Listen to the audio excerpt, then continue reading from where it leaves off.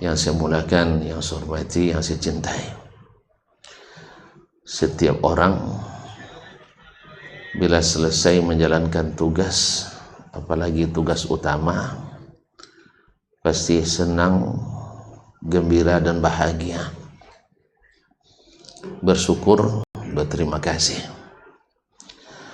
Alhamdulillah pada waktu ini kita diizinkan Allah menyelesaikan salah satu tugas utama kita di hari ini, itu salat asar berjamaah. Mudah-mudahan Allah menerima dan tidak mengurangi pahalanya. Salat berjamaah lebih afdal daripada salat sendiri 2700%. Orang kalau hitung persen senang itu ya, karena kadang 2,7% aja bisa merubah, memindahkan rekening. Ini 2700%. Mudah-mudahan kita semakin bersemangat, karena sungguh luar biasa nikmat di saat kita diizinkan salat bersama dengan pahala yang berlipat. Oleh itu mari kita bersyukur kepadanya. Dan salah satu tanda syukur kita pula, kita isi pula waktu, saya katakan sisa waktu, tidak ada waktu yang bersisa, tapi di penghujung dinas kita hari ini, kita sejenak rehat di tempat yang menenteramkan dan menyenangkan ini, yaitu tempat salat, tempat yang paling dicintai Allah. Siapa yang sering masuk ke dalamnya berhak mendapatkan perlindungan Allah di hari kiamat nanti. Semoga salawat dan salam senantiasa disampaikan kepada guru besar kita, guru pertama dan utama kita, yang dengannya menyelesaikan banyak perselisihan dan khilaf di antara kita, yaitu Sayyiduna Muhammad sallallahu alaihi wasallam. Mudah-mudahan selawat dan salam sentiasa menghiasi majelis-majelis kita, karena secepat-cepat doa yang diijabah adalah salawat dan salam kepadanya. Man shalla alayya salatan sallallahu biha alaihi asyra. Sesiapa yang bersalawat kepadaku satu kali, Allah langsung balas salawatnya 10 kali. Para ulama menjelaskan seperti dikata Ibnul Qayyim rahimahullah, bahwa salawat Allah untuk kita adalah ampunan dan rahmatnya. Kalau kita ucapkan salawat sekali, seperti kita membaca Allahumma gfirli warhamni 10 kali, dan ke 10-10-nya diijabah oleh Allah Subhanahu wa ta'ala. Oleh itu setiap namanya disebut, dan seringlah hendaknya kita menyebut nama beliau, dan jangan lupa untuk berselawat dan salam kepadanya.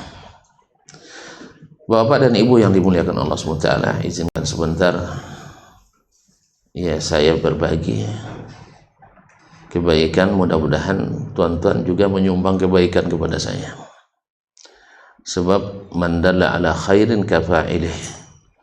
Siapa yang menunjukkan jalan kebaikan seperti orang yang melakukan. Andainya apa yang saya sampaikan adalah kebaikan, lalu tuan-tuan ikuti dan amalkan, seperti saya sendiri yang melakukannya, tidak apa-apa ya. Pokoknya bagian tuan-tuan tidak dikurangi, tidak ada pemotongan ya, tidak ada pemotongan. Jadi jangan risau, kita dapat sama ya, dapat sama. Dan kalau tuan-tuan ajarkan lagi, akan ada bonus. Ini MLM berlaku di sini, MLM halal, MLM halal, multi level marketing halal. Baiklah kaum muslimin dan muslimat dirahmati Allah, adab kita kepada para ulama. Allah Subhanahu wa ta'ala telah mengangkat ilmu dan ahlinya. Di mata Allah, ilmu adalah sesuatu yang mulia, sehingga dia memilih salah satu dari nama Al-Husna dan sifat Al-Uliya adalah Al-Alim, yaitu maha berilmu. Allah tidak memilih kalimat Az-Zaki, cerdas, karena cerdas belum tentu berilmu, tapi orang berilmu pasti cerdas. Makanya orang-orang cerdas kalau tidak berilmu banyak yang tersesat, bahkan pencetus aliran sesat. Para mafia itu orang-orang cerdas, para penjahat itu orang cerdas. Maaf, mungkin tuan-tuan sering mendengar kata koruptor, juga orang-orang cerdas. Tetapi orang berilmu Allah angkat dengan syarat ilmunya dimanfaatkan. Maka Allah Subhanahu wa taala mengangkat Nabi kita alaihi salatu wassalam dengan perkataan wa rafa'na laka zikrak, kami angkat sebutan namamu. Bagaimana diangkat? Seperti kata Imam Asy-Syafi'i rahimahullah, tidak disebut nama Allah kecuali digandengkan dengannya nama Muhammad sallallahu alaihi wasallam. Subhanallah, ini Allah yang mengangkatnya, sehingga orang kalau nak masuk Islam maka mesti mengucapkan asyhadu an la ilaha illallah wa asyhadu anna Muhammadar Rasulullah. Tidak sah tanpa Muhammadur Rasulullah. Kemudian panggilan salat setiap hari, asyhadu an la ilaha illallah, setelahnya asyhadu anna Muhammadar Rasulullah. Kapan ini baru diangkat? Nabi alaihissalam wa rafa'na laka zikrak, setelah Allah berikan baginya karunia. Huwallazi arsala rasulahu bil huda wa dinil haqq, dialah yang telah mengutus rasulnya bil huda, dengan membawa huda, petunjuk, wa dinil haqq, dan agama yang hak, liyuzhirahu ala dini kullih, supaya dia menjadi teratas di antara seluruh agama. Apa makna al-huda? Para ahli tafsir menyebutkan di antara makna al-huda yang paling dominan adalah al-ilmu nafi'. Al-ilmu an-nafi'. Apa buah dari ilmu nafi' itu? Ilmu yang bermanfaat adalah yang menghasilkan. Maka hasilnya apa? Dinul haqq, din yang hak. Din yang hak itu apa?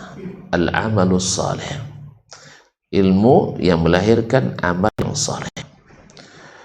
Jadi kalau seandainya ada ilmu, katanya disebut ilmu pengetahuan, tapi tidak melahirkan amal saleh, itu tidak masuk dalam al-huda, tidak masuk dalam al-ilmu secara istilah. Jadi ilmu mesti mendatangkan manfaat, mesti mendatangkan amal saleh di bidang apapun, mesti melahirkan amal yang saleh. Jadi ketika kita akan menuntut ilmu, ilmu seperti apa yang kita tuntut? Ilmu yang melahirkan amal saleh yang bermanfaat di dunia dan di akhirat. Ketika sistem ini berjalan dengan baik, kaum muslimin dan muslim rahmati Allah, maka Allah janjikan, Allah berikan keberkahan dari apa yang tumbuh dari bawah dan yang turun dari atas. Ma'asyiral kiram, Allah mengangkat ilmu sehingga ilmu ini menjadi idola bagi orang. Walaupun kadang-kadang orang tak berilmu, tidak mau dikatakan tidak berilmu. Oleh sebab itu, karena dia adalah sesuatu yang sangat mahal, sampai-sampai Nabi membandingkan antara keutamaan seorang alim dibanding dengan seorang abid, seperti dengan seorang ahli ibadah. Itu adalah seperti kelebihan Nabi di atas sahabat yang paling rendah derajatnya. Kafadli ala adnakum.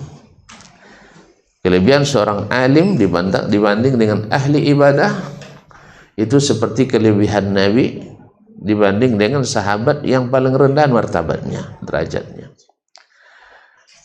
Sehingga menuntut ilmu sesaat, seperti yang disebutkan Nabi SAW, lebih afdal daripada ibadah sunat setahun. Menuntut ilmu sesaat lebih afdal daripada ibadah sunat setahun. Imam Az-Zuhri mengatakan pula, ta'limu sunnatin, mengajarkan satu sunnah, yakni sunnah Nabi SAW, khairun min ibadati sanatain, lebih baik daripada beribadah sunat 2 tahun. Kenapa bisa? Karena ilmu adalah yang paling panjang nasabnya, seperti kata Imam Syafi'i rahimahullah. Setelah mati ilmu tetap bersambung, harta tidak bersambung sampai waktu lama. Saya misalnya warisannya datuk nggak ada lagi, warisan ayah sudah habis, sah. Kadang belum lagi diwariskan sudah habis. Ya, siapa yang orang-orang kaya yang sekarang warisannya sampai pada hari ini? Paling-paling hanya Qarun. Itu pun karena dinisbatkan aja, asal ketemu harta di manapun disebut harta Qarun. Makanya karena di harta Qarun tidak bermanfaat juga kita. Kalau kita ketemu harta Qarun diambil alih negara, sah? Pas dapat harta diambil negara, pas ada hutang rakyat yang bayar. Ini entahlah ketimpangan apa pula namanya ini. Kalau dapat harta dalam perut bumi milik negara, tapi kalau pas lagi ngutang negara, tanggungan rakyat. Makanya pajak dinaikkan. Nasallallahu alaihi wasallam. Kaum muslimin dan muslimat dirahmati Allah SWT. Tapi kalau ilmu Nabi SAW, kita tidak bertemu dengannya, tapi ilmunya sampai pada kita. Abu Bakar Siddiq, kita tidak pernah mendengar kecuali cerita tentangnya, tapi ilmunya bermanfaat pada kita. Imam Syafi'i rahimahullah, tidak ada kena mengena dengan kita nasabnya. Dia dari Quraisy, awak dari kalau saya Ocul. Jadi tidak ada, tapi subhanallah ilmunya sampai ke kita. Bayangkan kalau muslimin dan muslimat dirahmati Allah. Itulah sebabnya kenapa orang berilmu lebih besar manfaatnya daripada ahli ibadah. Tidak usah jauh-jauh, Nabi kita alaihissalam di saat belum diangkat jadi rasul, belum ditugaskan mengajar umat ilmu, belum diturunkannya kepadanya wahyu, dia orang saleh, dikenal dengan at-tahir, orang suci, al-amin, orang amanah, as-salih, orang saleh. Tetapi manfaatnya belum sebanyak setelah dia diberikan ilmu. Makanya Allah katakan, laqad mannallahu 'alal mu'minina iz ba'atsa fihim rasulan min anfusihim. Nah, sungguh telah Allah berikan karunia besar kepada orang-orang beriman ketika mengutus rasul dari kalangan mereka sendiri. Apa tugasnya? Laqad manallahu 'alal mu'minina iz ba'atsa fihim rasulan min anfusihim. Na'am, wa yuzakkihim wa yu'allimuhumul kitaba wal hikmata. Yaitu diberikan kepadanya, yaitu mengajarkan Alkitab wal hikmah, mengajarkan Al-Quran dan Al-Hikmah. Imam At-Syafi'i mengatakan Al-Quran dan al-hikmah di dalam Al-Quran kalau dikandengkan, maka al-hikmah maknanya adalah as-sunnah. Maknanya adalah as-sunnah. Jadi yang diajarkan Nabi itu Al-Quran dan as-sunnah. Dan dengan dua itu, dengan dua Al-Quran dan sunnah, dia bisa menyatukan yang berserah. Dia bisa menautkan hati yang saling membenci. Dengannya membangun kembali agama yang sudah rusak oleh akal-akal jahiliyah, oleh hawa nafsu, keinginan-keinginan orang.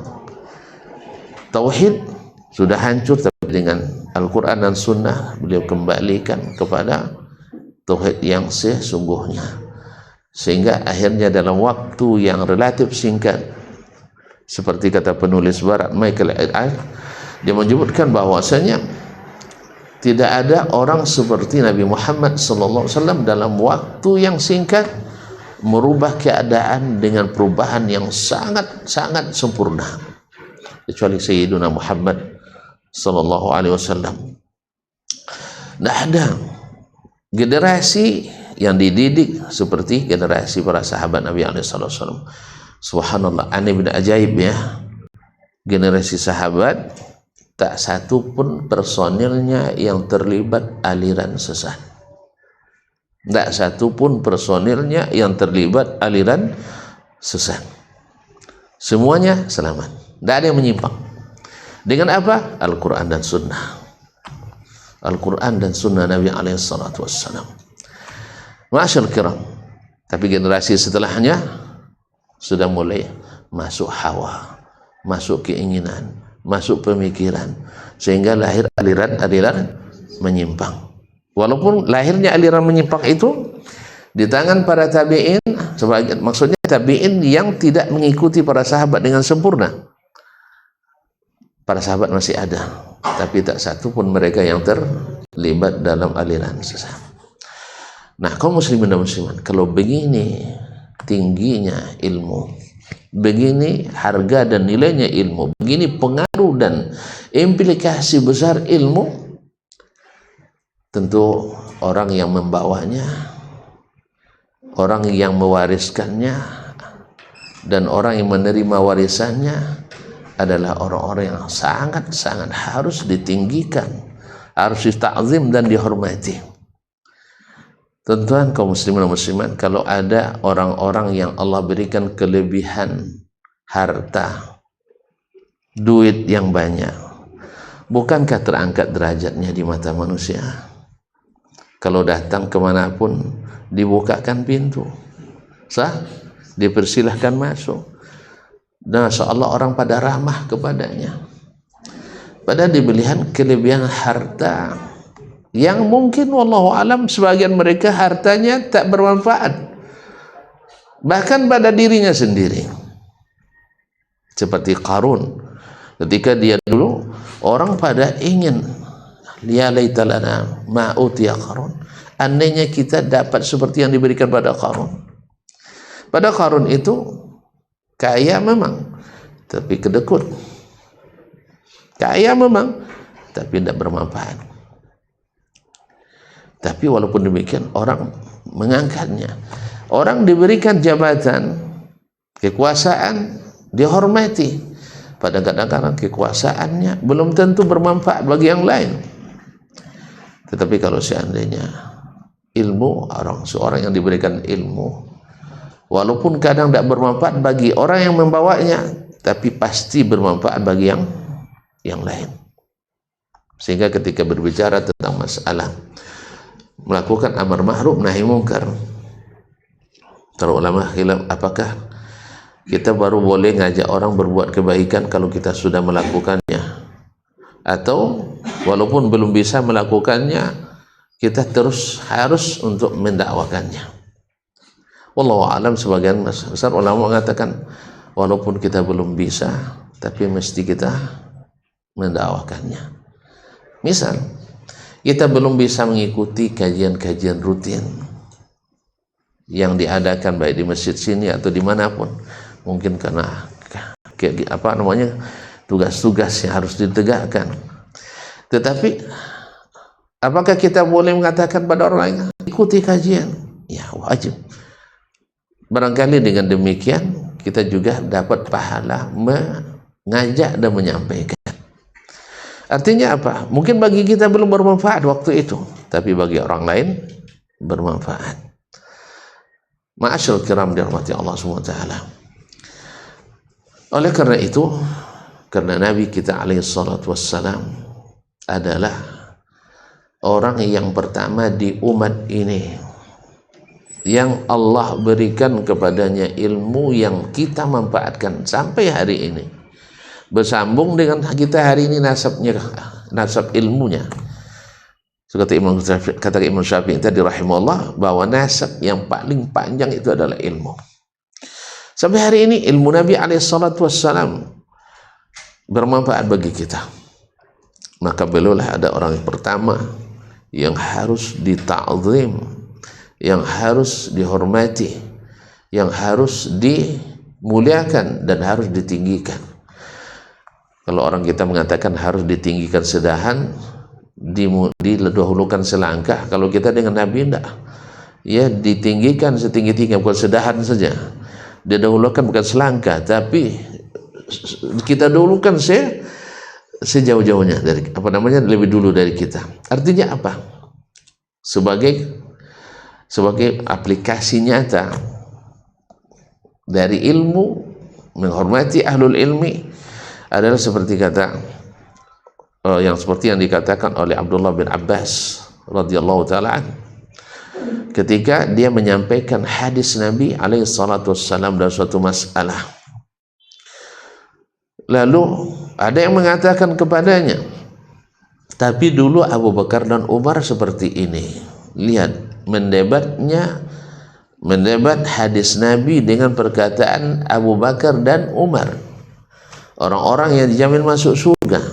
Apa kata Abdullah bin Abbas ketika mendengar orang mendebat kata Rasulullah SAW dengan pendapat Abu Bakar dan Umar? Apa katanya? Takadus sama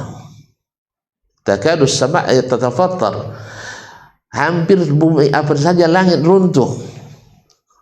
Qultu lakum qala Rasulullah SAW wa taquluna qala Abu Bakar wa Umar. Saya katakan Rasulullah SAW bersabda, lalu kalian bantah dengan mengatakan Abu Bakar dan Umar. Lihat ikhwan, padahal Rasulullah sudah meninggal, tetapi kehormatannya masih tetap harus tinggi di hati kita. Lihat para sahabat, jangan coba-coba mendapat perkataan Nabi dengan pendapat si fulan dan si fulan, sekalipun Abu Bakar dan Umar. Ada seseorang menyampaikan kepada Umar bin Khattab, dia jadi khalifah, dia menetapkan suatu peraturan. Lalu datang orang yang menyampaikan teguran dengan ilmu yang disampaikan oleh Nabi SAW. Umar serta-merta merubah keputusannya, mencabut aturan yang sudah diundangkannya dengan mengatakan sadaqatil mar'atu wa akhta'a Umar. Wanita ini benar. Kenapa benar? Karena dia membawa Al-Quran dan Sunnah. Umar salah, walaupun dia khalifah yang hebat, dijamin masuk surga, tapi tidak menghalanginya untuk memuliakan perkataan Nabi SAW. Inilah sesungguhnya adab yang luar biasa kepada ahlul ilmi, khususnya Nabi SAW. Makanya manhaj yang banyak hilang, manhaj as-salafus salih, sahabat dan para tabi'in mengikuti mereka dengan baik. Dan yang banyak hilang dari kita hari ini adalah membantah perkataan Allah dan Rasul dengan pendapat si fulan dan si alan, dengan alasan kita beragama ini harus ikut ulama. Lalu saya tanya, Nabi itu ulama atau tidak? Nabi itu ulama atau tidak? Lah, ada kan tidak mujtahid, tidak mungkin langsung menerima dari Nabi SAW. Betul. Dulu ada orang Badui yang datang ke Nabi SAW, bukan ahli ijtihad, bertanya langsung ke Nabi alaihissalatu wassalam. Bukan syarat mengambil dari Nabi langsung itu harus ahli ijtihad, tapi dengan syarat paham atau tidak apa yang disampaikan oleh Nabi alaihissalatu wassalam. Alhamdulillah Nabi berbicara seperti kata Aisyah radhiyallahu anha dengan bahasa yang dipahami oleh orang yang rendah, apalagi orang yang tinggi ilmunya. Dan Nabi mudah bahasanya, karena memang bahasa Arab yang digunakannya adalah bahasa yang dipahami oleh semua tingkatan manusia. Dan Nabi suka mengulang-ulang itu. Intinya, kalau orang sudah mendengar dari Nabi alaihissalam, maka yang lahir daripadanya la sami'na wa ata'na. Ma'asyal kiram dirahmati Allah. Nah, kalau Nabi dihormati, maka para ulama kita, karena mereka adalah pewaris para Nabi alaihissalatu wassalam, yang harus juga dijunjung tinggi dan dihormati. Kenapa? Mereka bawa warisan. Tadi sudah saya katakan ke tuan-tuan dan puan-puan, kalau ada orang bawa uang warisan atau bawa sesuatu pesan yang berharga, mesti kita nak muliakan. Tidak mungkin tidak kita muliakan. Apalagi ini yang dibawanya adalah wirathatun nubuwah, warisan dari kenabian. Innal anbiya lam yurithu dinaran wala dirhaman walakin warathul ilmah faman akhadha bihi faqad akhadha bihadhin wafir. Para nabi itu tidak mewariskan dinar dan dirham. Kenapa? Karena untuk cari dinar dan dirham tidak perlu nabi. Siapa? Tidak perlu Nabi ngajar dia. Sah? Tidak perlu. Tapi kalau untuk menentukan ini halal, ini haram, perlu Nabi, perlu ilmu. Tapi kalau hanya untuk mencari di mana letaknya dinar dirham, tidak perlu. Untuk menanam, kita tidak perlu Nabi. Tapi untuk apa yang boleh ditanam, apa yang tak boleh ditanam, itu perlu Nabi, halal dan haramnya. Ma'asyarul kiram dirahmati Allah Subhanahu wa taala. Maka Nabi alaihissalatu wassalam mewariskan yang paling berharga, yaitu ilmu. Ilmu apa? Al-Quran dan Sunnah. Al-Quran dan Sunnah, bukan pendapat pribadi.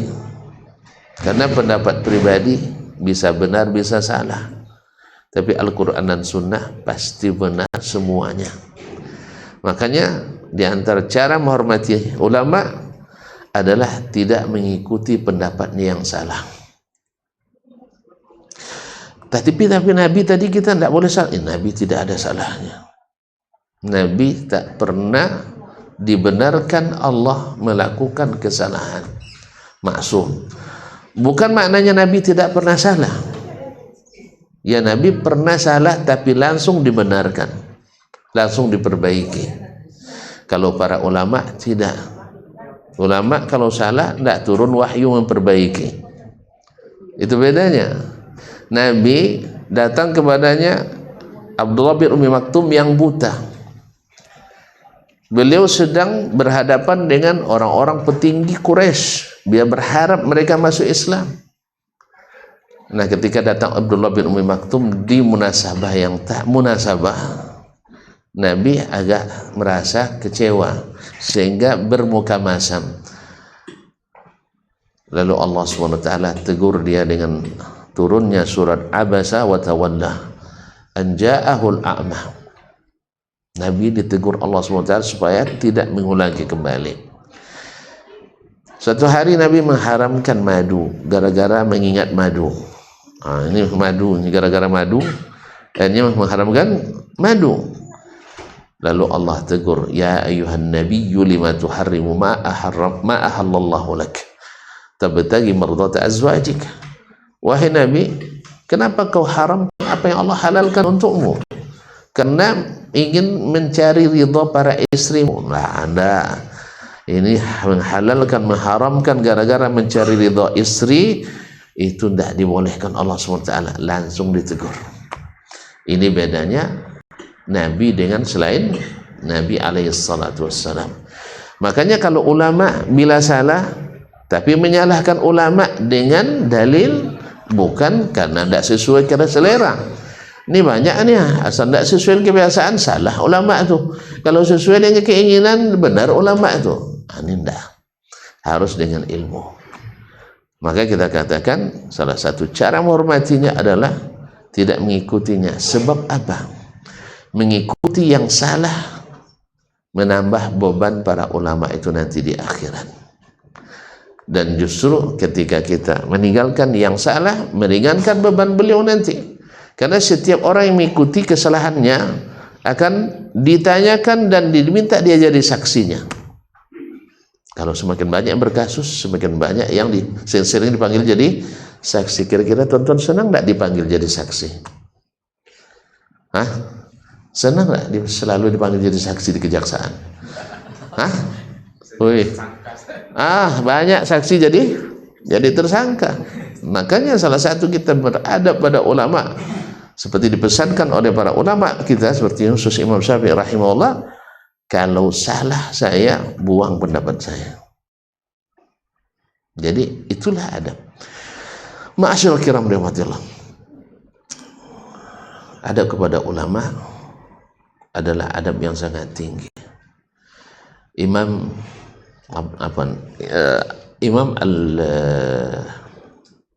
Rabi' bin Sulaiman At-Tujibi,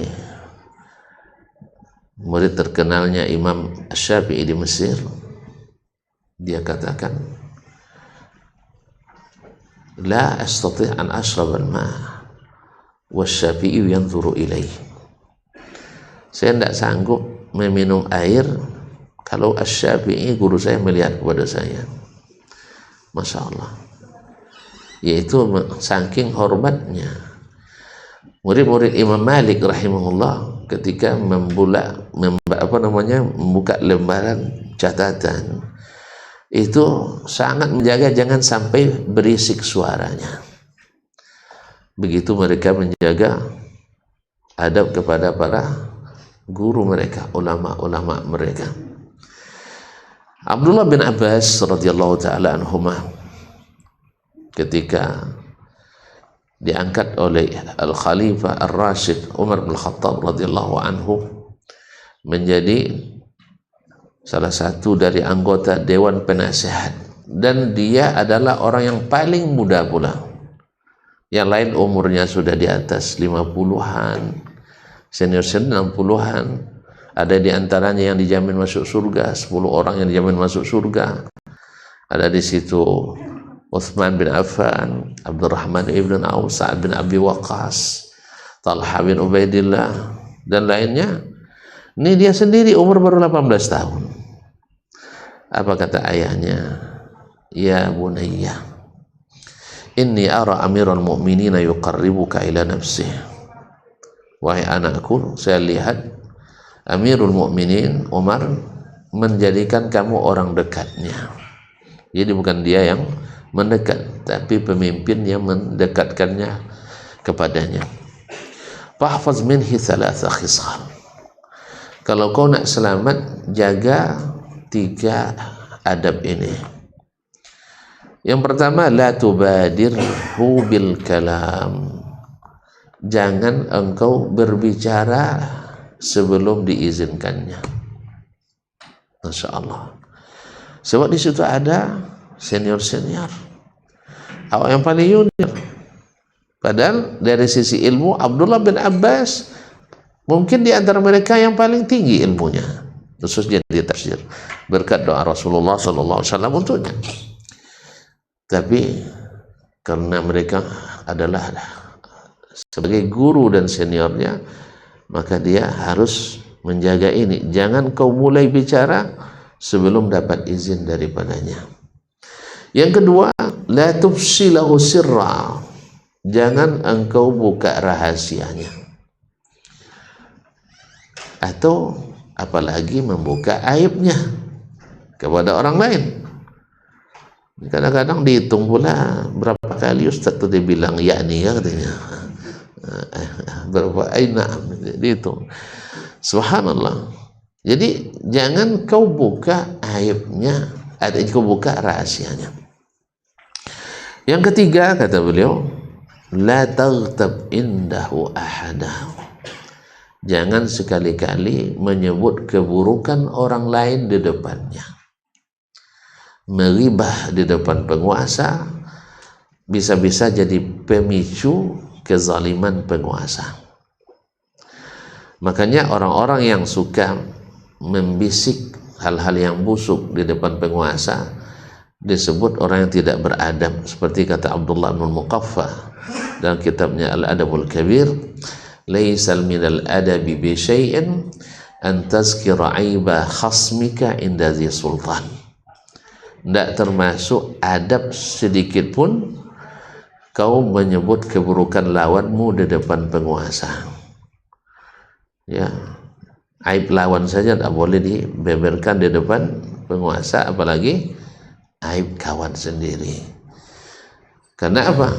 Karena penguasa kalau terpancing, dia punya hak eksekusi, dia punya kekuatan untuk melakukan.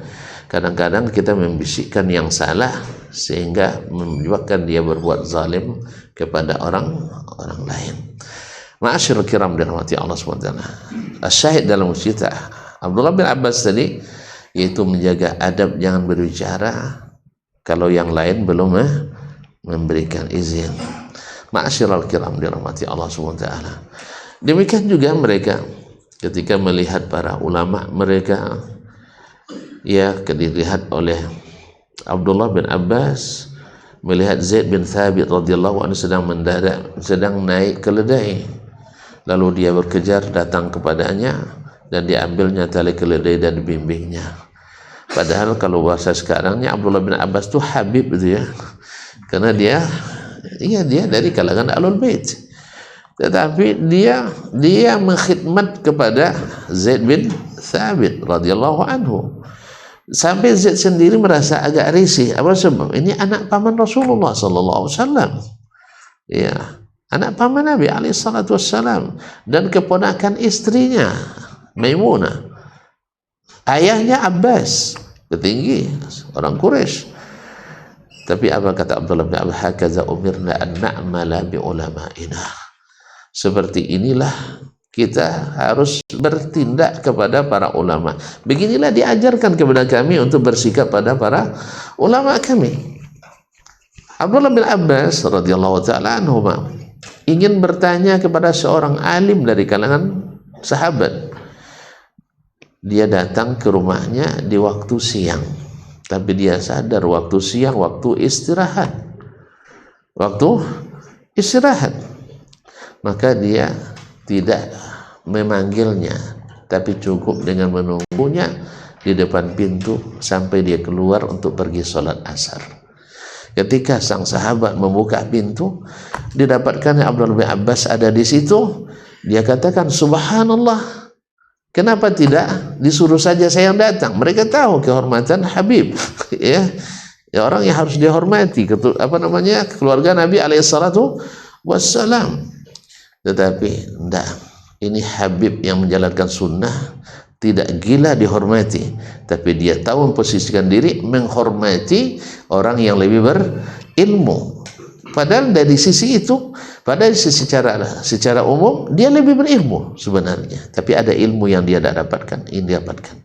Maka dia katakan, beginilah Nabi mengajarkan kami untuk belajar pada ulama kami. Dia tunggu, tidak dia gedor pintunya, karena sebagian orang ya tidak dijawab teleponnya, kadang bersepuluh kali ditelepon juga. Dan saya juga pernah mengalami. Jadi ada seorang kawan ya junior kita, ingin minta tazkiyah untuk belajar ke luar negeri. Saya bilang saya sekarang sedang berada di air molek, jadi biar molek besok nampaknya itu. Saya barangkali sampai di Pekanbaru paling cepat jam 2. Berarti saya baru tidur nanti jam 3. Setelah subuh berarti barangkali saya perlu cas, karena jam 9 saya ngajar, saya bilang. Nah, jadi oleh sebab itu kita ketemu di kampus jam 9. Jelas. paham, paham. Diulang tuh, paham, paham. Ada. Subhanallah. Selepas subuh, salat di masjid, baca Quran sedikit, balik. Karena memang tak tahan lagi mata itu. Kan baru sejam kan, sejam baru ini dicas. 5% kembalinya. Pulang ke rumah, alhamdulillah, langsung saya tidur pasang alarm. Ya, sekitar sampai jam 8 lah. Karena jam 9 ada tugas ngajar kan. Dan janji tadi, teringat saya. Baru masuk kepala di atas bantal, Assalamualaikum. Subhanallah, saya bilang. Kalau saya tak jawab, karena kalau kita tak siap boleh tak dijawab, tak kecuali dalam hati aja. Sampai 3 kali berharap dia pergi, tapi ternyata di mukanya pintu gerbang. Maklumlah, akhirnya duduk dia di depan di teras itu. Maklumnya rumah tipe 36, kamarnya pas 1 meter dari tempat dia duduk. Jadi ketika baca Quran seolah-olah saya dibacakan Al-Quran oleh. Saya coba menikmati, ternyata terganggu, tidak jadi bisa tidur. Akhirnya saya keluar, Assalamualaikum, salam. Antum lupa atau tak ingat? Ya, lupa atau tak ingat? Lupanya dia tidak lupa. Ya, jam berapa kita janji? Jam 9. Di mana kita janji? Di kampus. Ternyata antum tabit. Apalanya kuat. Apalanya kuat. Karena dia hafiz memang. Cuman orangnya memang suka datang awal. Suka datang awal, tidak mau telat. Iya begini, ini terlalu awal akhi sebenarnya. Begini terlalu awal. Jadi ya, andainya dia diam saja kayak Ibnu Abbas tadi, diam kan, ini enggak, dia muraja Al-Quran tapi dia suara desibelnya 12. Allah musta'an. Akhirnya saya bilang, daripada nanti antum tidak molek saya tengok, pergi pulang dulu. Ya nanti saya buat nanti dalam rekomendasinya, saudara ini tidak baik adabnya, tidak diterima antum nanti dulu. Alhamdulillah. Jadi dia pulang, akhirnya ketemu di kampus. Alhamdulillah diterima di luar negeri. Insya Allah sudah S3 sekarang, hampir sedang S3. Semoga Allah berikan taufik. Jadi kadang-kadang kita kaum muslimin dan muslimat dirahmati Allah SWT lalai dalam mahalan. Ini dari satu sisi. Ma'asyiral kiram, sahabat juga ditegur oleh Allah SWT ketika Nabi mengundang mereka, lalu mereka selesai makan, biasa bercakap-cakap, biasalah orang bercakap bersembang-sembang, ada lupa kan. Akhirnya Nabi keluar masuk nak menegur, malu. Nabi kan orangnya pemalu, maka Allah turunkan yani ghairat musta'nisina li hadis fa inna dzalika yu'zi an-nabiyya wa yastahi minkum, karena itu akan membuat Nabi terganggu dan dia malu untuk menyampaikan kepada antum. Makanya sampai ke sini Allah SWT dan Nabi SAW mengajarkan kita bagaimana berada pada para ulama kita. Dan sebenarnya secara umum sudah kita terapkan. Namun dari satu sisi, ya sebagaimana kita lihat para sahabat siap melindungi Nabi dengan harta dan jiwa mereka. Itu terlihat dalam banyak momen yang sulit. Ya, Abu Bakar bagaimana melindungi Nabi alaihissalam, para sahabat di perang Uhud bagaimana menjadikan tubuh-tubuh mereka sebagai tameng Nabi alaihissalam. Tapi dari satu sisi Nabi melarang mereka untuk ghulu kepadanya. Datang kepada Nabi alaihissalam rombongan dari Ibnu Abdul Qais, lalu mereka mengatakan, ya sayyidana wa yabna sayyidina, wahai sayyiduna, artinya pemimpin kami dan anak pemimpin kami. Kata Nabi SAW, jangan seperti itu. Qulu misla ma qala Allah, katakan kepadaku seperti yang Allah katakan, fa inni abdullahi wa rasuluh, saya adalah hamba Allah dan Rasulnya. Walaupun Nabi katakan ana sayyidu waladi Adam wala fakhar, tapi Nabi tidak suka disanjung-sanjung berlebihan. Makanya istilah Habib di zaman Nabi nggak ada, istilah syahid nggak ada, istilah as-sayyid nggak ada. Bukan maknanya kita tidak menghormati keturunan Nabi alaihissalatu, wajib, kata Nabi. Nabi wasiatkan kepada kita Al-Quran dan Sunnah dan keturunan beliau. Tapi dengan catatan mereka ikut datuknya sallallahu alaihi wasallam. Datang Muaz ibn Jabal radhiyallahu ta'ala anhu dari Syam. Dilihatnya orang-orang Romawi menghormati para pemimpinnya sambil bersujud. Sujud atau ngesotnya? Sambil sujud, maka Muaz berijtihad walaupun belum diajarkan Nabi alaihissalatu wassalam. Lalu dia sampai bertemu dengan Nabi, sujud dia kepada Nabi alaihissalatu wassalam. Kata Nabi alaihissalatu wassalam, ya Muaz, ma hadza? Kenapa begini hai Muaz? Lalu dia bilang, ya Rasulullah, ra'aitu nas yu'azzimuna, mereka memuliakan orang-orang al-asraf indahum seperti ini. Maka kata Nabi alaihi salatu wasallam, ya Muaz, law kuntu amiran ahadan ay yasjuda li ahadin la amartul mar'ata an tasjuda li zawjiha. Andai boleh seseorang sujud pada seseorang lain, aku perintahkan sang orang istri sujud pada suaminya. Tapi itu tidak boleh hai Muaz. Hanya Muaz tidak mengulangi lagi. Jadi menghormati wajib, memuliakan wajib, menta'zim wajib. Jangankan ulama, orang-orang lebih tua dari kita, orang-orang yang kita hormati. Bahkan jangankan orang lebih tua, teman-teman sejawat juga kita harus hormati. Bahkan yang lebih muda dari kita harus kita hormati, harus kita beradab kepadanya. Tapi catat, tidak boleh hulu. Maka Nabi larang untuk sujud kepadanya. Ustaz tidak tahu rupanya, kan ada hadisnya. Ulama juga memfatwakan. Terima kasih atas pemberitahuan antum. Nah, ada dua hadis, satu dari Abdullah bin Abbas, satu daripada Abdullah bin Hunayf atau selainnya. Yang satu bahwa Ali bin Abi Thalib radhiyallahu anhu pernah mencium kaki pamannya Abbas. Lalu dia biarkan sebagai ta'zim, karena sujud itu terbagi dua. Sujud ibadah itu hanya milik Allah katanya. Kemudian sujud ta'zim untuk orang-orang yang kita muliakan. Taib. Ini yang pertama.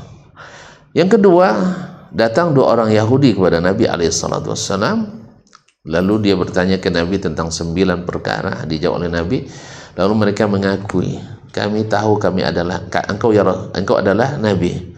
Kata Nabi, kenapa kalian tidak masuk Islam saja? Kami takut dibunuh oleh orang Yahudi kalau kami masuk Islam. Tetapi dia tidak masuk Islam. Akhirnya dia sebelum berpisah mencium kaki Nabi alaihissalatu wassalam dan Nabi membiarkannya. Kasus ketiga adalah Imam Al-Bukhari. Antum bilang nanti antum lebih hebat dari Imam Bukhari ya, dan Imam Muslim. Agar itu lagi bahasa-bahasa seperti ini kan selalu begini. Memang Dasman lebih hebat daripada Imam Al-Bukhari dan Muslim. Imam Al-Bukhari dalam satu kasus pernah Imam Muslim menyampaikan hadis, dia anggap hadis sahih. Tetapi Imam Bukhari lebih tahu dari dia. Zahirnya sahih, ternyata ada ilat dan penyakitnya. Dapat ilmu yang seperti itu, Imam Muslim sangat bergembira karena kesalahannya diketahui. Akhirnya dia bilang, da'ni uqabbilu rijlaika ya ustadzal ustazin wa ya tabibal hadithi fi ilalih. Biarkan saya mencium kedua kakimu dan wahai ustadznya para ustadz. Walhasil, nah hadis ini kisah diceritakan oleh banyak ulama, di antara Az-Zahabi dalam Syiar A'lamin Nubala dan juga Al-Khatib juga dalam Al-Jami' dan selainnya. Tetapi yang sabit daripadanya adalah Imam Muslim hanya mencium kedua atau keningnya, sedangkan mencium kaki tidak sabit. Dan hadis yang pertama di riwayat di sanadnya terdapat Ummu Aban yang juga majhulah, tidak dikenal, maka sanadnya juga lemah. Kemudian dalam sanad hadis yang kedua terdapat Abdullah bin Salimah, juga majhulul hal, juga tidak dikenali, tidak ada yang mentakdilnya, tidak ininya. Walaupun sebut oleh Ibn Hibban al-Thiqat, tetapi tidak otomatis dia thiqah. Akhir walhasil wallahu alam, semua riwayat tentang mencium kaki itu adalah riwayat yang lemah. Andainya sahih, tidak ada masalah, kita anggap hadisnya sahih. Apakah itu yang dianjurkan? Apakah itu yang harus dibiasakan? Tidak. Tidak pernah ada riwayat Muslim setiap ketemu Bukhari mencium kakinya. Ya, bahkan ulama-ulama yang memfatwakan boleh mencium kaki orang yang kita muliakan, dia sendiri tidak mau dicium kakinya oleh para muridnya. Bahkan mencium tangan saja dia tidak biarkan. Ini sama dengan masalah seperti ini. Apa hukumnya buang air kecil sambil berdiri? Sangat dianjurkan. Sangat dianjurkan. Oh, jangan, kan sampai patah mah. Kalau murid kencing berdiri, guru, berarti kan tidak baik kan? Tapi boleh apa tidak? Boleh apa tidak? Boleh. Nabi pernah kencing berdiri. Hadis sahih Bukhari. Tapi apakah setelah itu para sahabat lomba kencing berdiri? Nggak ada. Itu hanya menunjukkan boleh. Paling-paling hanya menunjukkan boleh, tidak dijadikan tradisi yang diharuskan. Bukan adab yang dianjurkan. Paham ya?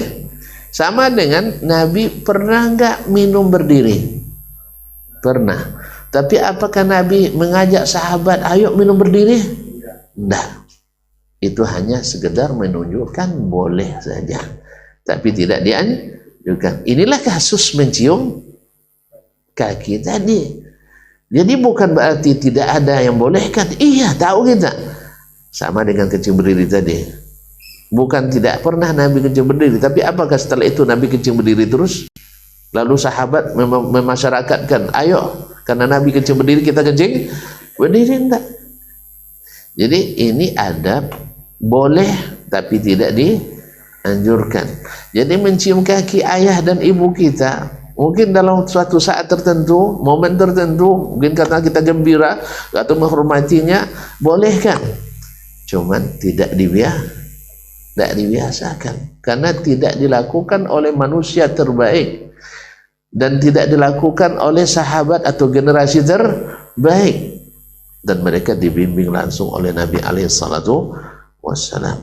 Oleh sebab itu ketika kita diberitahu jangan curiga dulu karena ingin merendahkan, barangkali kita daripada membela diri lebih baik introspeksi diri. Barangkali pemahaman kita perlu untuk diulang kembali, dikaji bahwa hal yang boleh bukan harus dibiasakan, sehingga akhirnya menjadi bayang-bayang feodalisme di pondok pesantren. Ya, semoga tidak berulang kembali. Ya, tidak berulang kembali. Apalagi seandainya kiai senang pula dilakukan seperti itu, hati yang lebih parah. Ya, cium tangan, khilaf di antara ulama. Ada yang bolehkan, ada yang tidak. Tapi seandainya orang mencium, saya tidak larang. Saya pun kadang-kadang saya cium juga kan. Khususnya kalau buya saya pernah pulang dulu tidak dicium tangannya, marah dia. Nah, akhirnya besok saya cari, saya cium tangannya, senang dia, dah selesai. Untuk menyejukkan hati, ya Pak ya.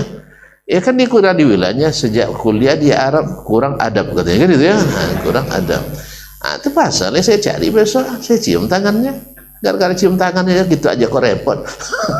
Kan ada pendapat yang membolehkan. Cuma masalahnya kalau dia yang senang dicium, ini berbahaya. Sepakat ulama mengatakan tidak boleh. Jadi kita kalau dicium tidak ada masalah.